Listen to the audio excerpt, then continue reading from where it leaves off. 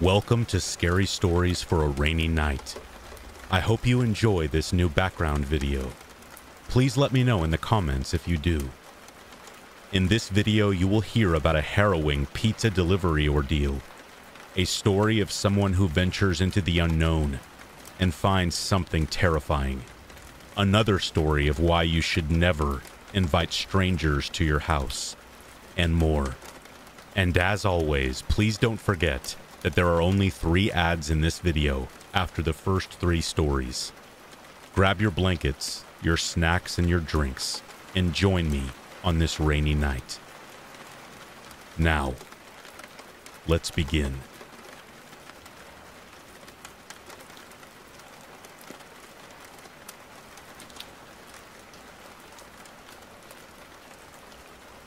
Although what I'm about to tell you may sound like one of your run-of-the-mill horror movies, I swear by the validity of it and what I saw. It all started on a very hot July day this past year. My car is almost 20 years old and sometimes overheats on hot days, just like this one. However, until I get a better paying job, it's the car I'm stuck with. This day, I was driving through the back roads looking for a family of dog breeders a friend of mine had told me about. I had been searching for the place for several hours and was approaching the warmest part of the day. As per usual, my car began overheating, and I was forced to pull over. I picked up my phone to call my girlfriend, only to see that my battery was dead. After I spent a couple of minutes cussing my luck, I acknowledged that I was going to have to find someone with a working phone. That wasn't going to happen unless I started walking. Soon, I spotted an old farmhouse off in the distance and headed toward it.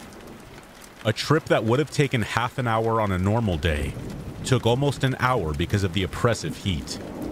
I had to take several breaks during the course of the journey, but eventually made it. The area around the house looked more like a junkyard. Parts of old cars spread about, and I had to weave through a maze of them to reach the front door. I knocked on the door for several minutes but got no answer. Thinking maybe the homeowner may be hard of hearing, I walked around and looked into the windows, hoping to see someone inside. At the side of the house, I spotted a telephone hanging on the wall just inside the kitchen.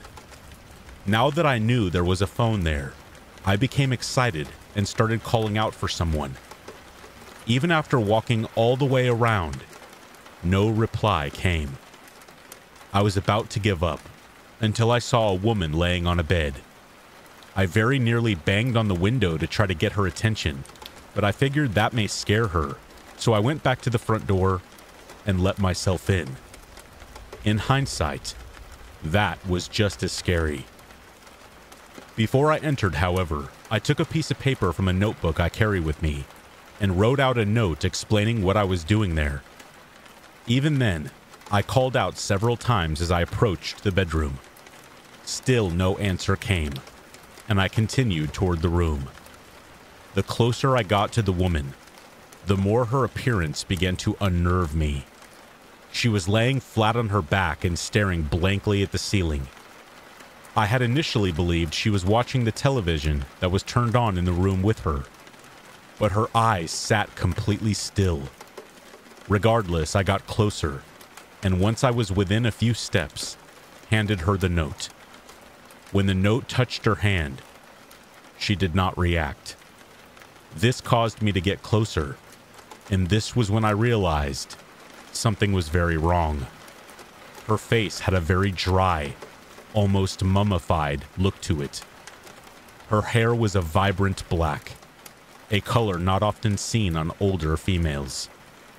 She had to have known I was there by that point, but her eyes stayed fixed. This is what caused me to lean in even closer and look into her eyes. Rather than being a slightly bloodshot or moist looking like most people's, they had a shiny, glassy appearance, like they were fake. In spite of this, not until I actually touched her did I know for sure that she was dead. I realized that perhaps she was a mannequin rather than a human, so I reached down to touch her bare hand.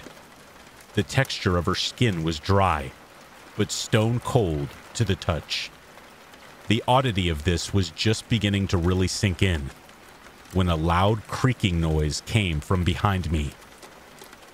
Without a second thought, I tore out of there and ran back down the road in the direction of my car.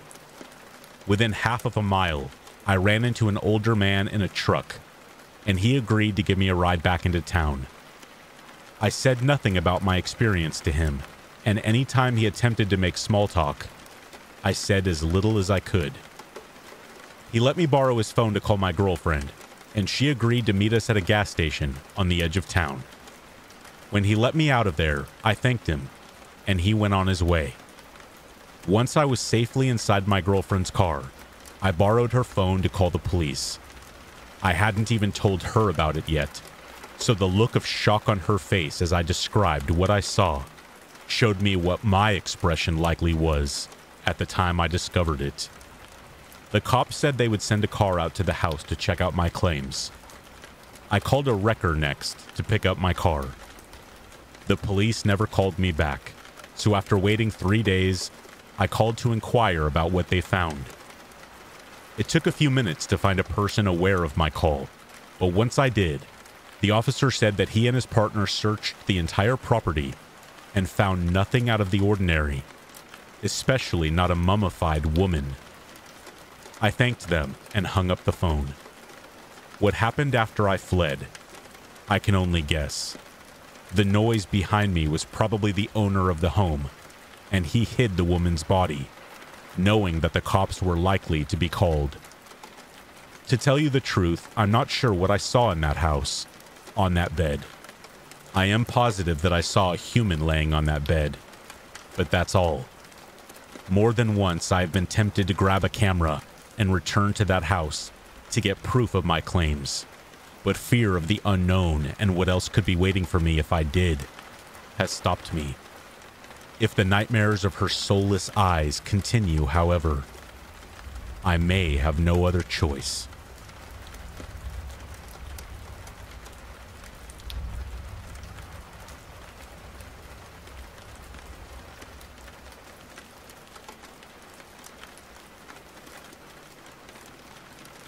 Back when it was originally released, I really wanted to get my hands on the new Xbox One X.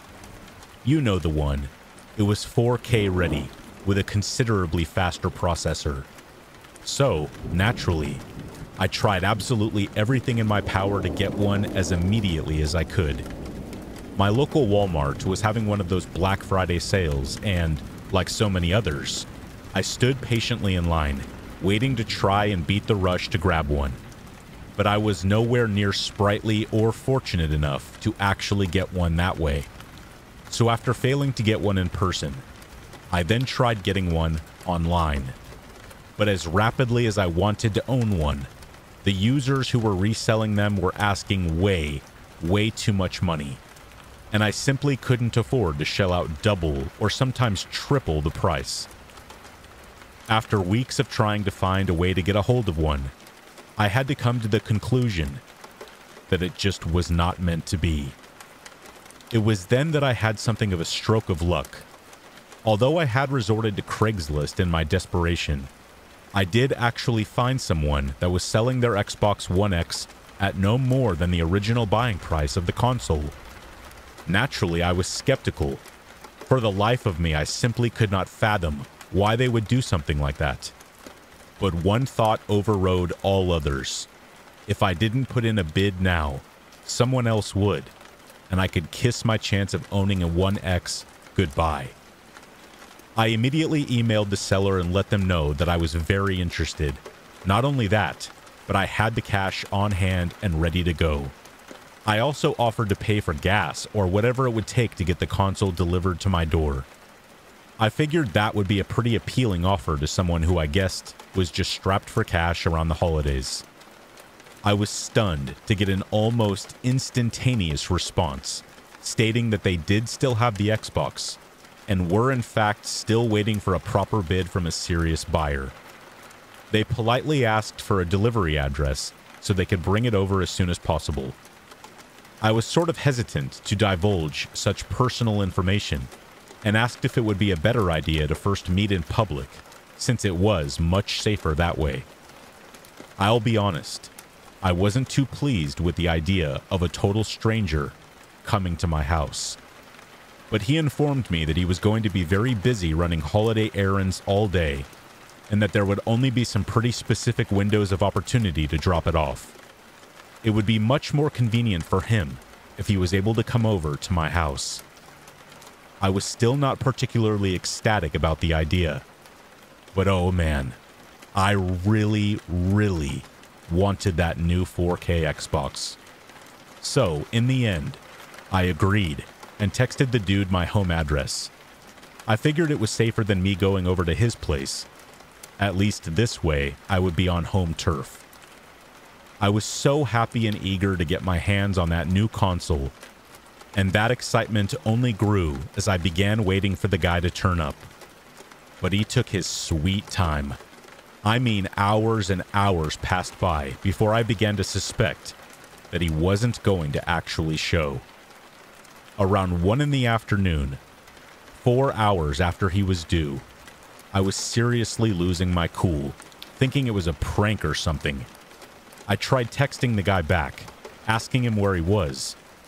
Previously, I had gotten pretty timely responses from the guy, but this time, I didn't hear a single thing from him. By 6 o'clock that evening, I lost all hope. I assumed that he had gotten a better offer from someone else and didn't have the heart to tell me that he had picked a new buyer. I was disappointed, more than words can possibly describe.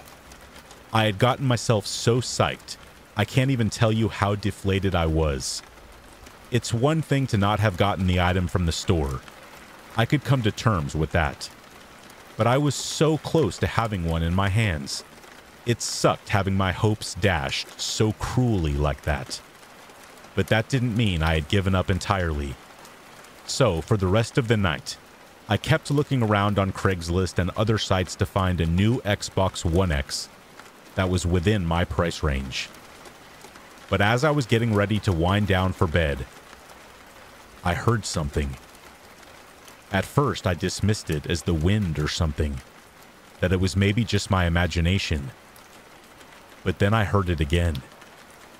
Someone was knocking, not at my front door, but lightly on the TV room window.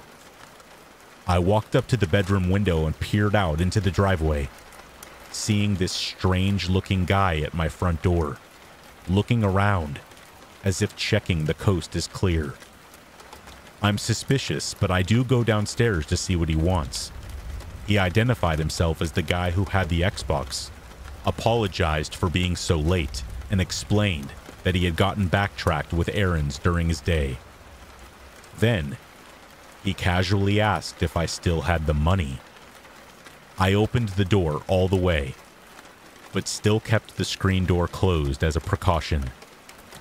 Something just didn't feel right. Like at all.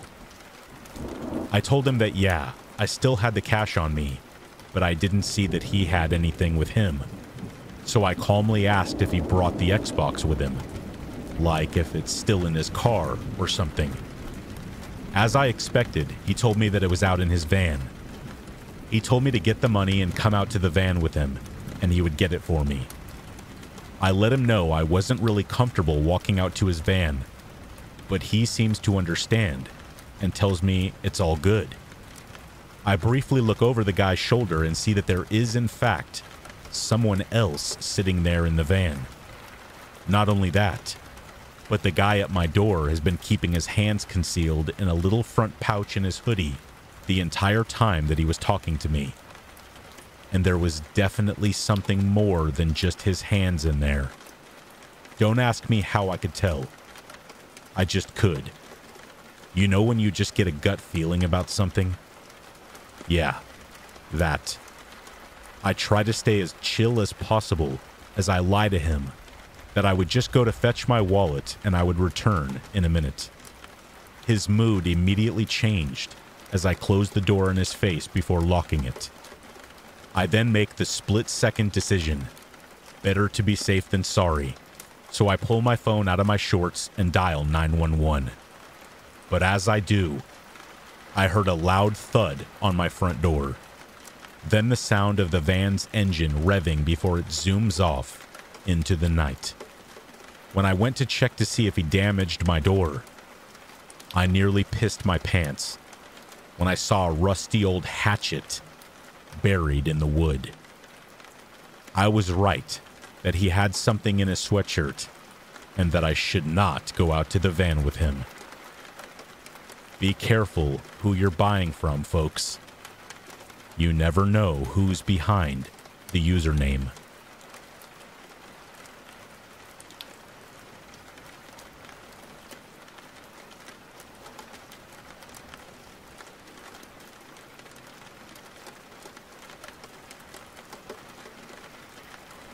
Because my parents had separated before I was born, I spent my time growing up between each of their houses. Each summer until I turned 19, I stayed with my dad in rural Missouri. He had grown up in the area himself, and most of his family still lived there.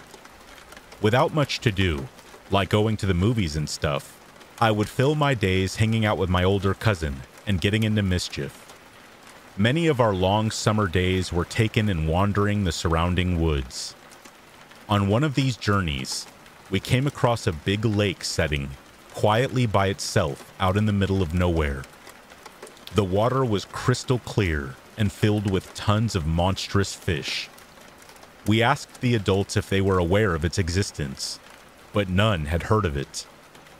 That was probably the reason for it having so many large fish. No one living in the area had fished it, and any who had in the past allowed its location to be lost. We would fish the pond 3 or 4 times, coming away with a stringer full of lunkers on each occasion. On the 5th occasion, we hoped to accumulate enough for a big family fish fry. The summer holiday was starting to wind down, and we figured a fish fry would be a great way to cap it off. It was a warm Saturday morning when we headed out. We started about an hour before sunup because the walk-in took over an hour. Besides, the fish stopped biting by the hottest part of the day, and we hoped to get back to my dad's house by early afternoon. The beautiful side of the pond came into view around dawn. It didn't take long for us to get our first bites, and for the next 3 hours, the fish came quickly, one after another. Our limit was caught by 10:45, and I was rearing to get going.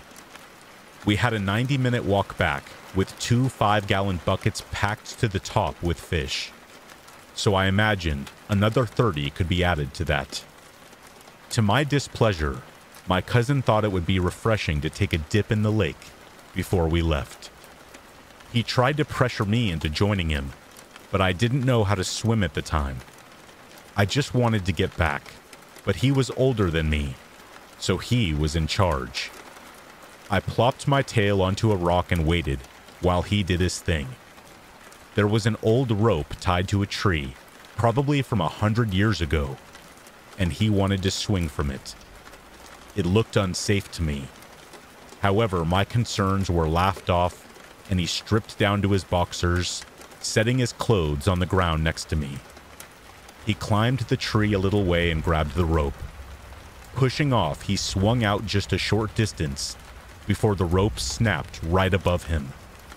He had made it out far enough to hit the deep water, but probably not as far as he intended. When he hit the water, his body made a dull thud sound. It certainly didn't sound normal and likely hurt. I was planning on laughing at him and saying I told you so, but as the seconds passed, he never resurfaced. The situation was quickly becoming scary. I looked around to see if he came up somewhere farther away, perhaps floating unconscious because of the hard contact with the water. But still nothing. I was beginning to panic and waded out as far as I dare, looking into the water for him.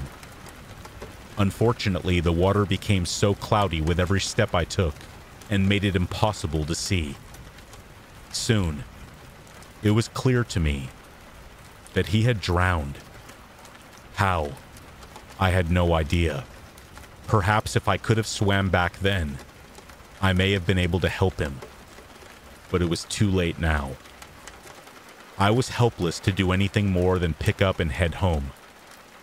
On the entire walk back, a small nugget of hope lingered in the back of my mind. That maybe he had tricked me, and he would pop out at some point. This did not happen, however, and the dread I carried of telling my family grew with each step. I tried several times to find the words, but with each attempt I would break down and choke on my tears. Ultimately, I could only manage. Mark drowned. They got the point, and once I was able to pull myself together, I led my dad and my uncle back to the pond. Mark's body was still nowhere to be found. With no other options, we went into the sheriff's office to report the drowning. When I realized where we were headed, I started freaking out. In my young mind, I thought I was going to get in trouble or be blamed for my cousin's death. It took a few minutes, but they were able to convince me that I was not in trouble. Even after they had, I couldn't help but feel guilty every time I looked at my uncle. Regardless of what he claimed, I couldn't believe that he did not blame me, even if it was just a small amount. I explained what happened to the sheriff, and the search began the next morning. Just by chance, that was the day I was going back to my mom's. That Monday night, my mom sat me down to tell me that a team of divers had found Mark's body earlier that day. When they discovered him, one of his feet were hung up on a sunken log, so they assumed that was why he never surfaced. I wish I could say this made me feel better, but it didn't. It did, however, serve as a catalyst to learn how to swim. The guilt of not being able to help my cousin stayed with me for most of my life, and I never wanted to be in the position of not being able to help another person ever again. So, in a twisted kind of way, his death had a positive impact on my life. However, if I had the choice, I'd prefer that he still be with us.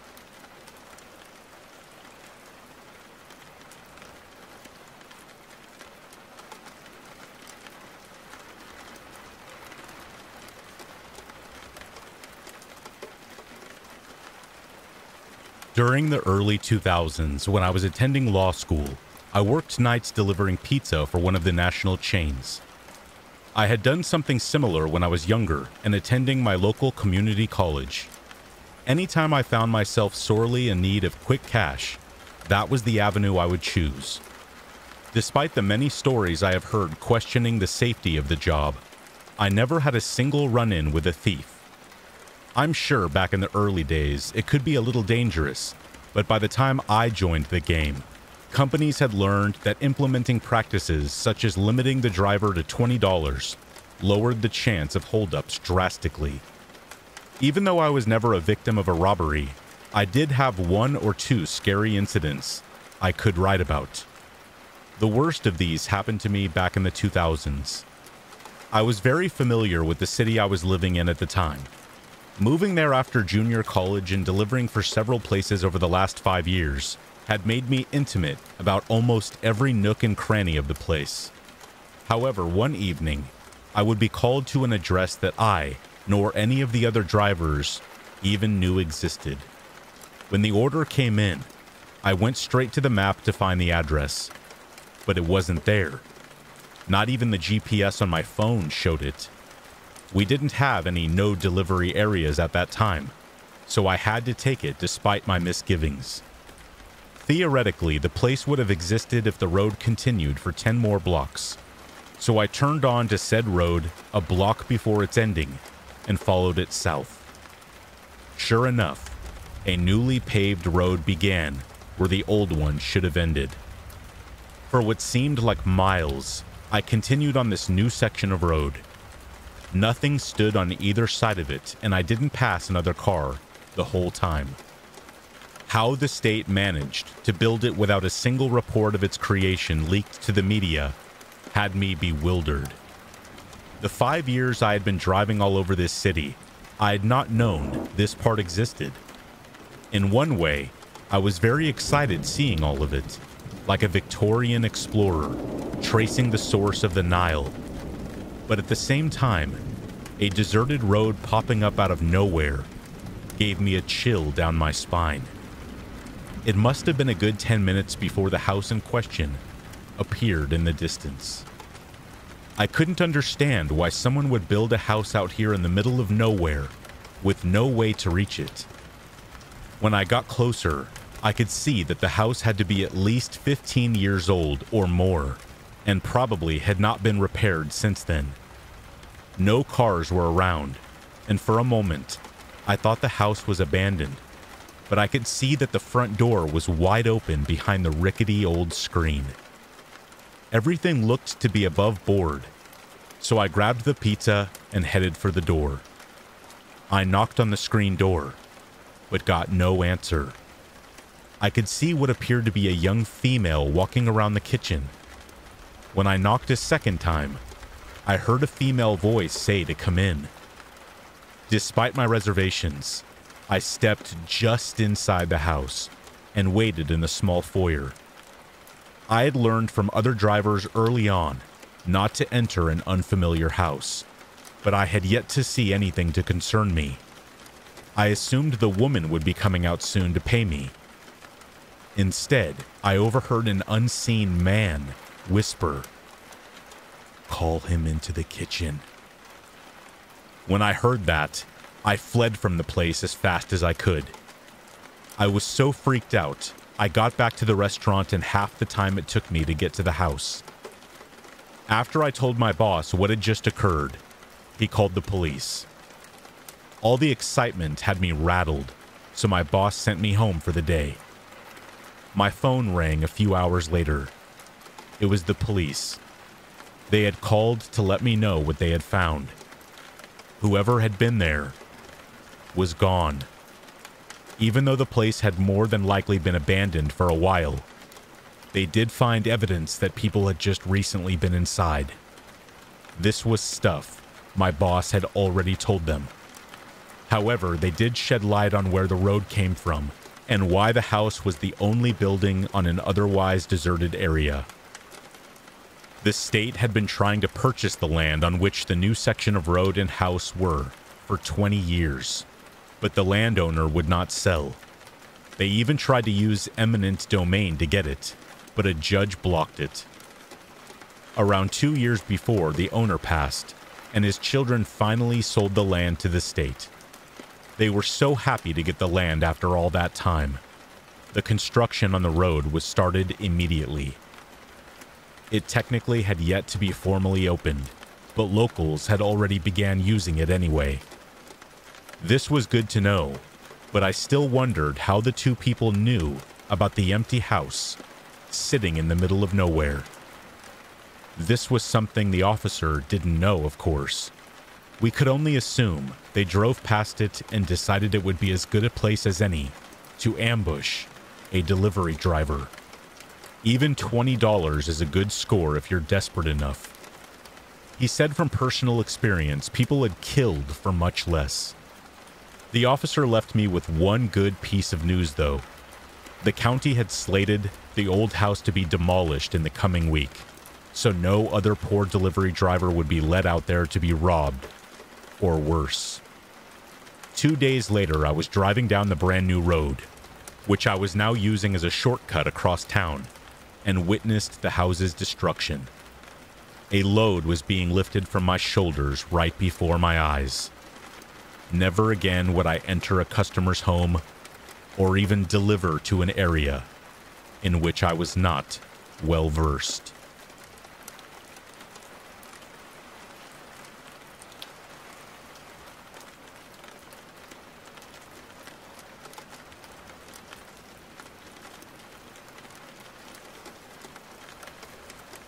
Rory and I were halfway up Cross Couleur, a huge snowshoot on the eastern side of Colorado's Mountain of the Holy Cross. when the snowstorm rolled in, almost a whole day early. That's when we knew that we were in serious trouble. A few days prior, the TV weather forecast had told a completely different story.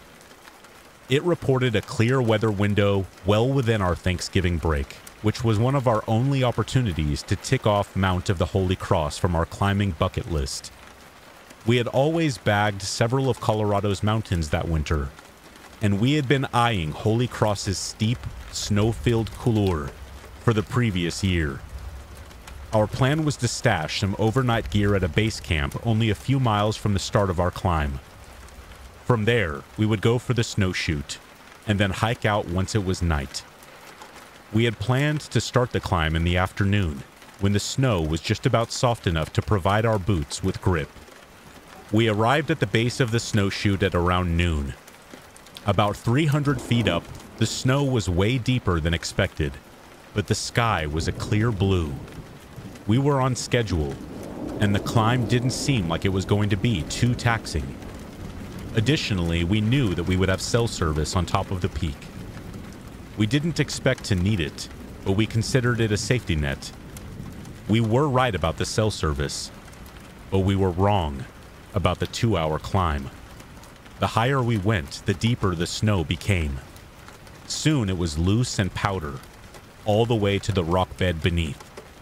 We were moving more slowly than expected, but if the weather held, we would still make it up before dark. A few hours into the climb, slogging upward within the steep couloir walls, we didn't even notice the dark clouds moving in from the west. The first snows came about halfway through the afternoon. By 5:30, it was pounding down, with the wind drowning out our attempts to communicate. If there ever was a time to quit, that was it. But behind us, the snow was kicked out and slick from our climbing, way too unstable for any kind of descent. So, we went with our only viable option, pushing on toward the summit, and descending the much easier North Ridge as quickly as we could manage. We tried to focus on keeping calm and pushing onward as darkness fell around us. The blizzard flashed through our headlamp beams and pelted our faces with ice. When I looked down at Rory, the terrified look in his eyes perfectly matched how I felt. By the time we finally reached the summit, around 7 that evening, we figured the worst was over. We called our parents and told them everything was fine, and that we were going to commence the hike down. But when we looked around, we saw only sheer drop-offs and total darkness. There was no way for us to find our descent, which is dangerously easy to miss, even in daylight. Plus, the wind up top was blowing something fierce, making it equally hazardous to approach any steep drops. With no choice but to hunker down, we settled under an overhanging lip of rock below the summit to wait out the storm. We had what we were wearing: goose-down jackets, insulated pants, hats, and gloves, plus a little food and water. We prayed that it would be enough for us to survive. But despite our pleas to the Almighty, conditions soon worsened. Strong winds tore through our improvised shelter, and our feet grew agonizingly cold. We took off our boots and socks and put our feet in each other's armpits, massaging our toes to keep the feeling in them. I couldn't get my mind off of thinking about how my parents would react to the news that we had died up there that night. That's when the severity of our situation started to really dawn on me. We had been feeling pretty cocky up until this point, but now I was truly frightened. Temperatures dropped to -20 Fahrenheit with the wind chill that night. I stopped shivering, a sign of hypothermia, but Rory and I stayed positive, and I'm convinced that was the only thing that got us through that night. I must have drifted off, because the next thing I remember was the sun's warmth washing over us. Thankfully, the storm had passed, but the descent was still hard to find. We saw several ridges, and at the bottom of one, we spotted what looked like East Cross Creek, which we'd walked along 2 days before. We rappelled toward it, thinking that we were home free. But when we reached the creek, we realized that we had accidentally gone down the south ridge, the opposite direction of the trailhead. And the one thing we didn't want to do, since at that point we had lost all of our cell service. On the summit the night before, we worried about surviving. Now, we were just annoyed with ourselves, low on food and extremely tired. Still, we were confident that we would find our way out. Below the tree line, we managed to pick up a trail that took us to a spot we thought we recognized as the east side of the mountain. We weren't ready to admit that our delirious minds may have been playing tricks on us. We followed faint trails through the forest, turning here and there as the compass dictated, but we always ended up back where we started. We later found out locals call the area the Bermuda Triangle of the Rockies. Iron deposits in the rocks can throw off magnetic instruments, and our compass was taking us in circles. We knew that we should have stayed put to wait for rescue, but we couldn't. With water-soaked boots, it was either move or lose appendages to frostbite. Our optimism was running dry. I would start to feel a frog in my throat, but in those moments, you have to either crack a joke or cry. So we messed around, talking about girls, sang old Zeppelin songs, and laughed about whatever we could, any distraction to keep us going. As the sun went down on our second unplanned night out, we gathered tinder and took out our lighters. But to our absolute horror, they remained waterlogged with snowmelt. Despite our efforts to dry them, neither of us could get anything so much as a spark out of either of them. By this point, Rory was too weak to continue, so I piled pine branches on the snow for us to spoon on top of. We managed to laugh at a few cuddle jokes, but we were starting to realize that our families didn't know if we were alive. That made it tough to keep things light. Soon, we both stopped shivering, and neither of us could feel our feet. "Dude, we could die out here," he said. "I'm okay with it because I'm still glad to not be on the couch playing video games. But this is much earlier than I thought it would be. I'm not ready, man." We laid in silence. Rory fell asleep with his head on his right hand, a position that would cut off circulation just enough to give him frostbite in his thumb. Again, temperatures dropped below freezing, and again, we woke up in the morning, somehow still alive. We hadn't been hiking long when we saw a helicopter. It was distant, but for us, it took up the whole sky. Numb feet forgotten, we ran into a meadow, and I waved a jacket and a trekking pole with a bright red hat on it. The chopper flew right past us. It circled back 4 more times before flying away. We felt like we had watched our last chance vanish. That's when we finally broke down. There was nothing to say. Rory just laid his head on my lap, and we both sobbed. An hour later, the helicopter returned, and this time, it came straight to us. We could not stop smiling. It was finally over. I was so elated, I tried to hug a rescuer, who just threw me into a jump seat and strapped me in. "We were told to look for bodies," he said. As soon as we flew off, I could feel the adrenaline drain out of me. My whole body was in pain that I had been too numb to feel until now. But still, I had never felt better. It was honestly one of the lowest, then highest points of my entire life.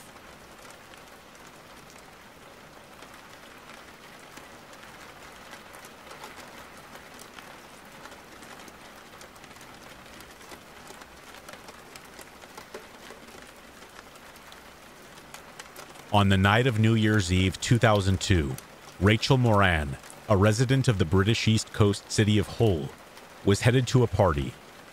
Like many of her peers, she intended to see out the year in style. She put on her best skirt, carefully applied her makeup, before heading on foot to the nearby celebrations at her mother's house, where her friends and family had festivities in full swing. She saw in the new year with friends, counting the seconds until the change of year like so many others up and down the country. A few hours later, after hours of alcohol and dancing, Rachel decided to head home. But this was the final night of her short life.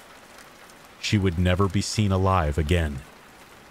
A court would later hear that Rachel was stabbed many times before her lifeless body was crammed for weeks in a tiny cupboard inside her killer's flat.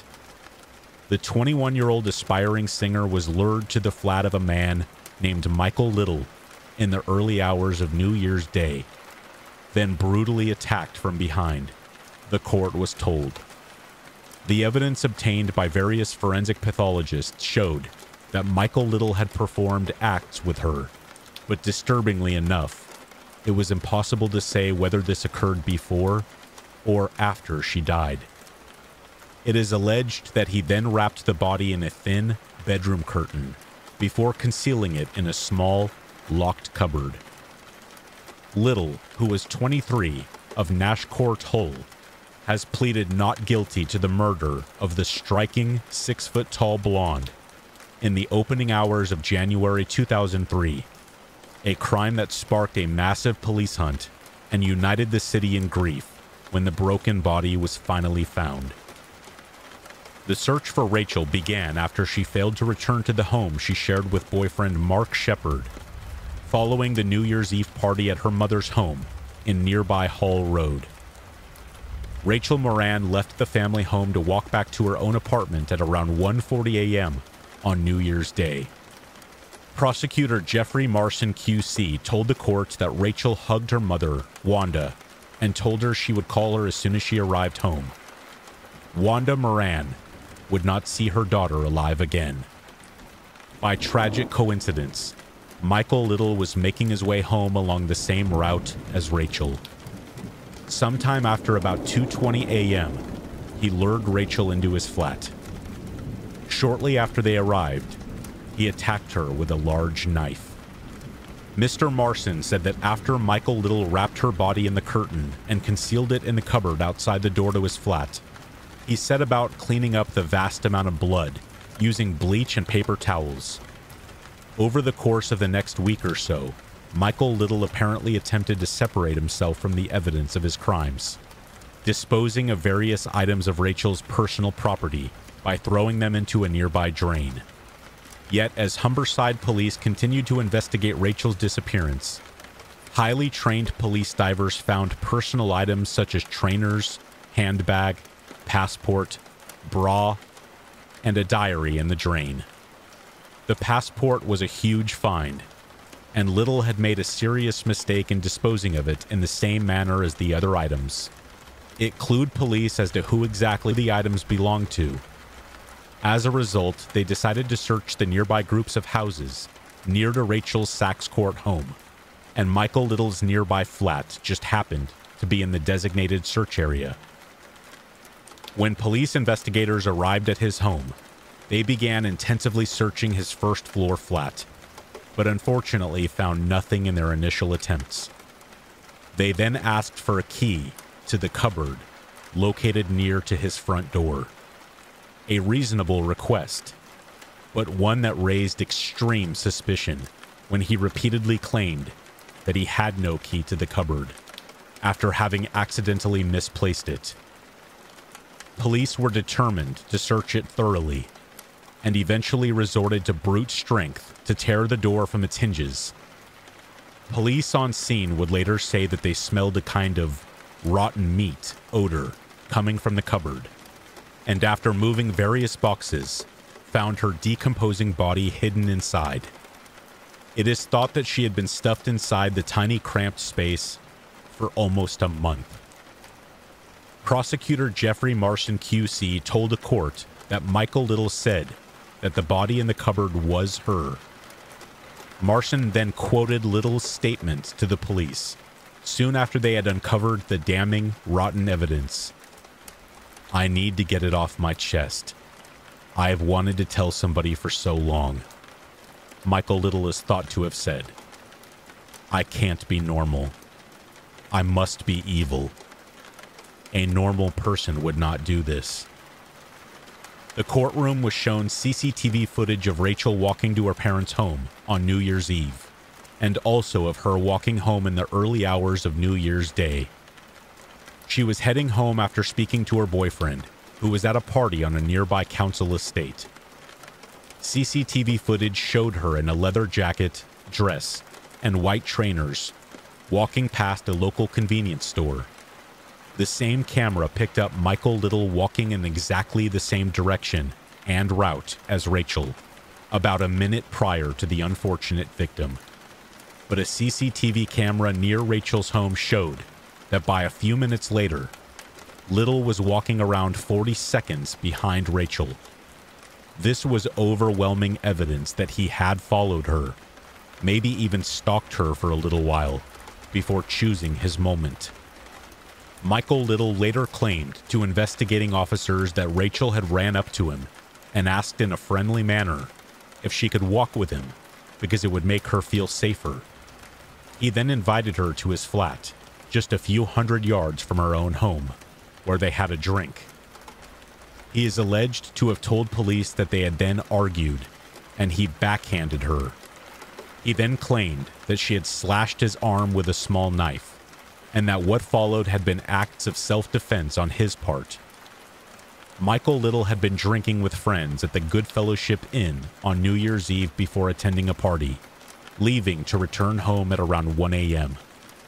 The defendant had drunk several pints of beer, Alcopops, and even a quadruple vodka. Faint bloodstains were found in the hallway of Little's home, and zigzag patterns found by the front door matched Rachel's trainers. Little refused to answer police questions in interview. Prosecutor Jeffrey Marson QC said, "It is clear the defendant was responsible for Rachel's death and that he is guilty of murder."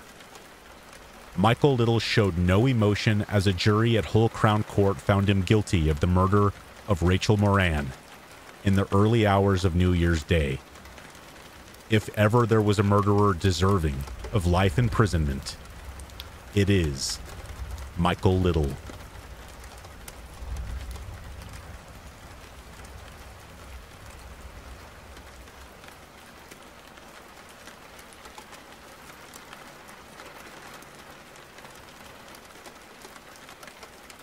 I have taken my yearly journey to the woods to hunt since I was 14.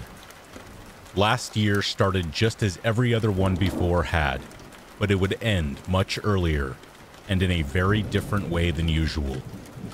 Despite the weather being too warm for hunting, I was out at dawn, on opening day like always. As the season drags on, the deer get more skittish, so starting as early as you can increases your chances. On the lease I had been hunting on for the past 7 years, I had a small handful of preferred spots, and this is where I was heading. This spot was a tree stand setting roughly 30 feet high in an old oak that looked out across one of our 3 feed plots. I had had good luck there more than once and hoped to have it again. The drive out to the stand took about 15 minutes from my cabin, so I left an hour before dawn. I wanted to be on the stand just as the first bit of light broke. As usual, I parked my four-wheeler about 50 yards away and walked the rest of the way in. I'm not sure if it makes any real difference, but not making a bunch of noise right next to where I'd be hunting seems like a wise idea. So it's a practice I try to remember to do each time I hunt. Although I had been up over an hour and had a couple of cups of coffee, I was probably a little groggy. I have never been a mornings type of guy, and once I retired, I have gotten up when I woke up. No certain time. So I slung my rifle onto my back and began to climb. About 3 steps from the top, with the seat in sight, One of my feet slipped from the ladder, and I fell about 25 feet onto my back. Somehow, my rifle ended up next to me rather than under. There was no pain at first, so I figured I would just get up and dust myself off. However, I discovered very quickly that at least one, if not both legs, were broken. As I sat up to examine my legs, pain began shooting throughout my back and body. It appeared then that in addition to broken legs, I had a major back injury. My usual high pain tolerance was letting me down, and the adrenaline was beginning to wear off. I knew in a matter of minutes I was going to be screaming in pain. I began feeling for my phone and soon found it in my chest pocket. Luckily, I didn't land on my chest, right? Being out in the middle of nowhere didn't necessarily mean there wouldn't be any cell service. In my neck of the woods, cell towers are more common than trees. I dialed 911 and waited, but the call dropped.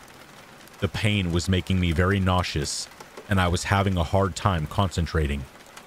It took me a moment to realize I was going to need to move if I had any chance of getting help. I couldn't think of any other way, so I gritted my teeth and rolled over onto my stomach. The pain very nearly caused me to pass out, but the stars soon passed, and I began pulling myself forward with my arms. I had made it around 15 yards before I was forced to take a break. Once I had pulled myself together, I tried to call 911 again, but it was a no-go. I looked around and noticed I was still under the trees, but there was a clearing not far away. I gritted my teeth again and pulled myself toward it. I had to take a couple of breaks, but eventually I was in the open. I crossed my fingers and pressed send. The wait was agonizing, but it finally began ringing, and I was connected to a dispatcher. The pain made the wait for help to arrive seem even longer, but because of my location and clear directions, they made it to me within 30 minutes. As I laid there, I watched the sunrise, thinking how beautiful a scene it was to see. I only wished it was under better circumstances. By the time I was released from the hospital, a few days later, I would have 2 broken legs, a broken back, which really amounted to 3 smashed vertebrae, and a mild concussion. The legs would just have to heal with time, but with my back, I've had to have a couple of those vertebrae fused. That surgery was done just a few months before this year's hunting season started, and you can be sure I was there, waiting for the sun to rise on the first morning. One thing has changed, however. For the time being, I'll be hunting from a blind on the ground. There's no way I'm going to go another year with an empty freezer.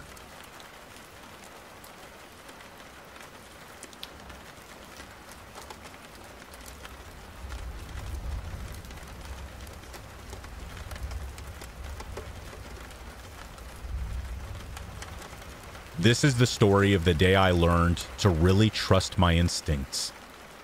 What I refer to as nothing metaphysical, but rather an educated gut feeling based on our life lessons and general alertness. I say that because my family made sure to teach me about bad people, but I think it was my own instincts that potentially saved me from a terrible trauma. When I was around 6 or 7, my grandparents lived in a big city on an apartment building that had 3 apartments per floor. My grandma was good friends with the next door neighbor, which was a middle-aged woman named Marley. She lived with her also middle-aged husband, who I'll call Theo. When I say next door, I mean their door was glued to my grandma's. The corridor was small and cramped, with a security metal door separating my grandma's and Marley's door from the rest. Since the town was very dangerous, this metal door served as extra protection for both apartments. Theo was a big, quiet man with a round belly. He had a classic mustache, and never really visited my grandma's apartment when Marley did. Therefore, I don't think my parents nor grandparents were that familiar with him. I used to visit my family every weekend, and sometimes my 5-year-old cousin would be over as well. We were both generally quiet girls, and we often played together around the apartment. Being the eldest, I was always given the responsibility to take care of my cousin. She could be very difficult to control sometimes, but I tried my best. And thank God I did. One afternoon we were playing when my grandma announced that she was going out with Marley. I don't remember where my parents and granddad were, but they were not home.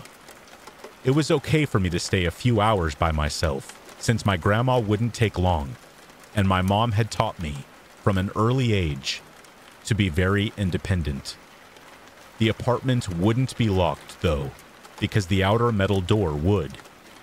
My grandma used to say that, if I ever needed any help, I could call Marley or Theo.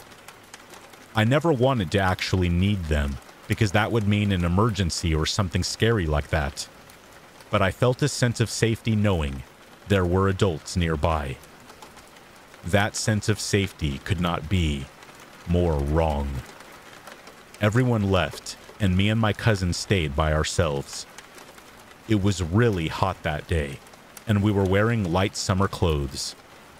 I don't recall the exact reason, but sometime later, my cousin decided she would go over to Marley's apartment and play over there. I guess she was bored or something like that, and decided to venture over to the unknown, as she put it. Instantly, I knew this was a bad idea.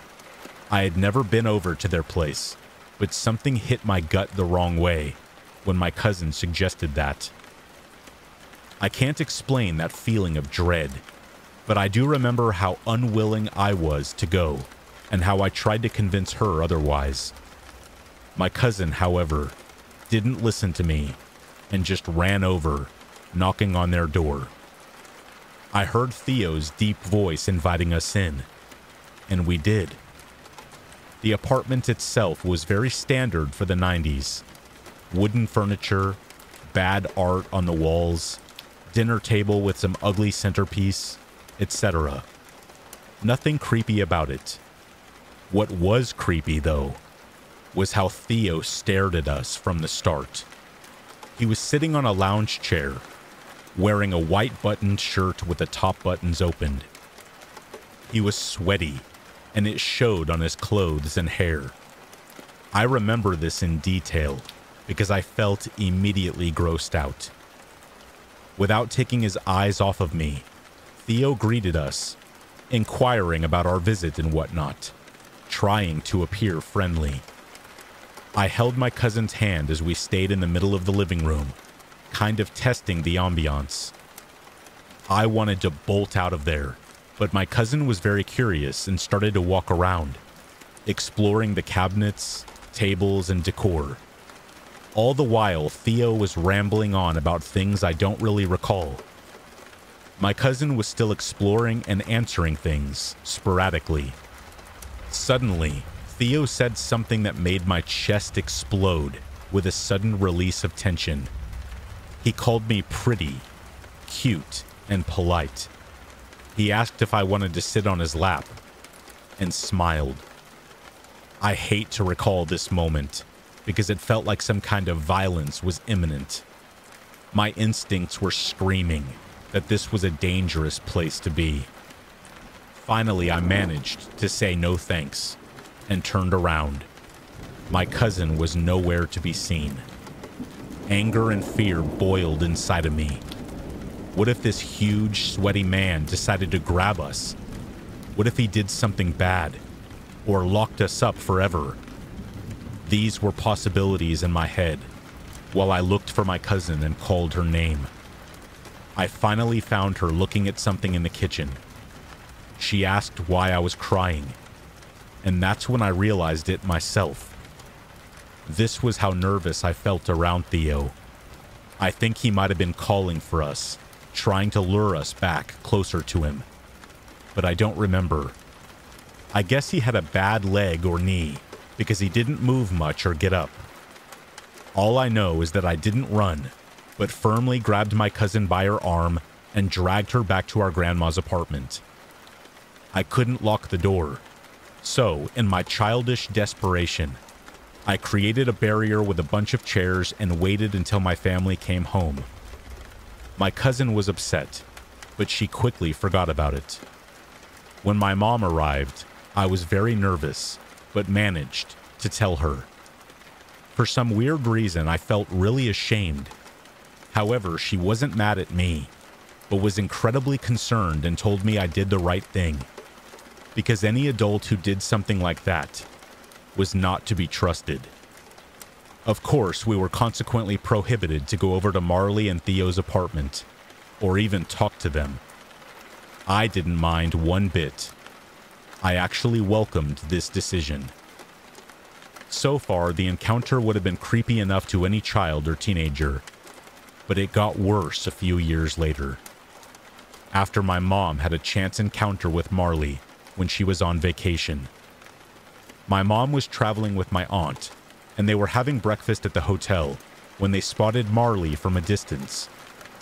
Mom tells me that she didn't say hello, just pointed Marley out to my aunt, and nothing more. But then my aunt casually mentioned that Marley was alone because her husband Theo had been arrested a few years back. He had been given a long sentence, so the case was pretty serious. He was arrested for being a predator. My mom was shocked because she had no idea he was in jail. She called me right away and told me. I was already a teenager, but still felt a knot in my stomach, remembering that afternoon with my cousin. Marley even tried to say hello to my mom, but my mom just ignored her and stepped away. It serves Marley right, because the story is that she knew what Theo did and kept quiet. To this day, whenever I think of that tense, dreadful encounter with Theo, I am drenched with disgust, but thankfully, also with relief.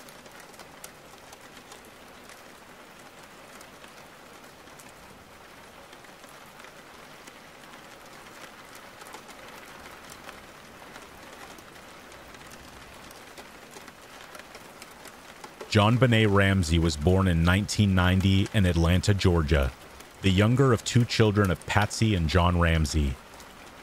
John Ramsey was a successful businessman who was the president of Access Graphics, a computer system company that would later be bought up and absorbed by the titanic Lockheed Martin. So in 1991, John and Patsy moved their family to Boulder, Colorado, where Access Graphics' new headquarters was to be located. Patsy Ramsey was a regular on the junior pageant scene and entered their daughter in various child beauty pageants that were held in Boulder. JonBenet would prove popular on the pageant scene, winning the titles of America's Royal Miss, Little Miss Charlevoix, Little Miss Colorado, Colorado State All-Star Kids Cover Girl, and National Tiny Miss Beauty. JonBenet's active role in child beauty pageants and Patsy's reported pageant mother behavior were common knowledge among their friends, family, and fellow contestants.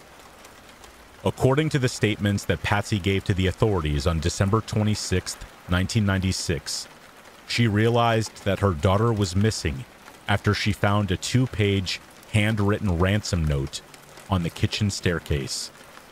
The hastily scrawled note, written in black marker pen, demanded $118,000 for their child's safe return. John pointed out to police that the amount was nearly identical to his Christmas bonus of the prior year, which suggested that someone who would have had access to that information would be involved in the crime. Investigators looked at several theories behind the dollar amount demanded and seriously considered employees at Access Graphics who may have known of the amount of John Pryor's bonus as suspects. By most standards, the ransom note was unusually long. The FBI told the police that it was very unusual for such a note to be actually written at the crime scene, during the crime itself. This led police to believe that the note was staged due to it not having any fingerprints except for Patsy's and authorities who had handled it, and because it included an unusual amount of exclamation marks and initialisms. The note and a practice draft were written with a pen and pad of paper from the Ramsey home. According to a Colorado Bureau of Investigation report, there were indications that the author of the ransom note was Patricia Ramsey herself. However, a federal court ruled it highly unlikely that Patsy wrote the note, citing 6 certified handwriting experts. Meanwhile, John Ramsey made arrangements to pay the ransom as a forensics team was dispatched to the house. The team initially believed that the child had been kidnapped, and JonBenét's bedroom was the only room in the house that was cordoned off to prevent contamination of evidence. Boulder Police Detective Linda Arndt arrived early the next morning with the goal of awaiting the kidnapper's instructions, but there was never an attempt by anyone to claim the money. It was then that detectives made a horrifying discovery. One of the plain clothes detectives asked John Ramsey and Fleet White, a family friend, to search the house to see if anything seemed suspicious. They started their search in the basement. John opened the latched door and was horrified to find his daughter's body in one of the rooms. JonBenét's mouth was gagged with duct tape. A nylon cord had bound her wrists and neck, while her torso was covered by a white blanket in an attempt to conceal the corpse. But it could not mask the smell. John Ramsey picked up the child's body and took it upstairs. The autopsy revealed that JonBenet had been killed on Christmas Day by strangulation and skull fracture. There was no evidence of conventional abuse of any kind, although police refused to rule out a sexual motive for the murder. Although no bodily fluid was found, there was evidence that there had been an injury to the girl's private parts. At the time of the autopsy, a pathologist recorded that it appeared her private area had been wiped with a cloth. A garrote that was made from nylon cord had been tied around JonBenét's neck and was apparently used to strangle her. The autopsy revealed a vegetable or fruit material which may represent pineapple, which JonBenet had eaten a few hours before her death. Photographs of the home taken on the day when JonBenét's body was found show a bowl of pineapple on the kitchen table with a spoon in it. However, neither John or Patsy said they remembered putting the bowl on the table or feeding pineapple to JonBenet. If this was true, then JonBenet had been fed by whatever stranger had murdered her. A highly disturbing detail indeed. Boulder police initially focused almost exclusively upon John and Patsy as suspects in their daughter's killing, but by October of 1997, police had over 1,000 people in their index of persons of interest for the case. However, a grand jury was convened on September 15, 1998, the main being to consider indicting the Ramseys for charges relating to the case. In 1999, the grand jury returned a true bill to charge the Ramseys with placing the child at risk in a way that led to her death and with obstructing an investigation of murder based on the probable cause standard applied in such grand jury proceedings. But Boulder County District Attorney Alex Hunter did not prosecute them because he did not believe that he could meet the higher standard of proving guilt beyond a reasonable doubt that is required for a criminal conviction in the state of Colorado.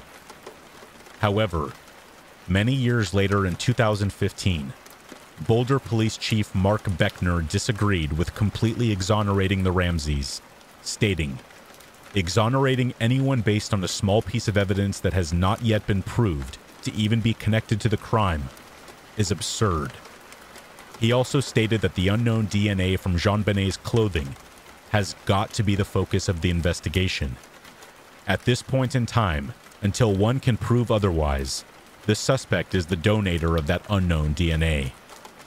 In 2016, Gordon Coombs, a former investigator for the Boulder County District Attorney's Office, also questioned total absolution of the Ramseys, stating, "We all shed DNA all the time within our skin cells. It can be deposited anywhere at any time for various reasons. Reasons that are benign. To clear somebody just on the premise of touch DNA, especially when you have a situation where the crime scene wasn't secure at the beginning, really is a stretch." Stephen E. Pitt, a forensic psychiatrist hired by Boulder authorities, said, "The public exoneration of the Ramseys was a big slap in the face to Chief Beckner and the core group of detectives who had been working on the case for years. However, it seems the twists and turns in the case never stopped. John Mark Carr, a 41-year-old elementary school teacher, was arrested in Bangkok, Thailand on August 15, 2006, when he falsely confessed to murdering JonBenet. He claimed that he had drugged, assaulted, and accidentally killed her. Yet authorities also said they did not find any evidence linking Carr to the crime scene. In his confession, Carr had provided only basic facts that were publicly known and failed to provide any convincing details. His claim that he had drugged JonBenet was doubted because the autopsy indicated that no drugs were found in her body. What's more, DNA samples that were taken from Carr did not match DNA found on JonBenet's body. We may never know who actually murdered JonBenet Ramsey, but one thing is certain. What should have been a jolly family holiday was turned into a living nightmare by a killer who may never face justice for their crimes.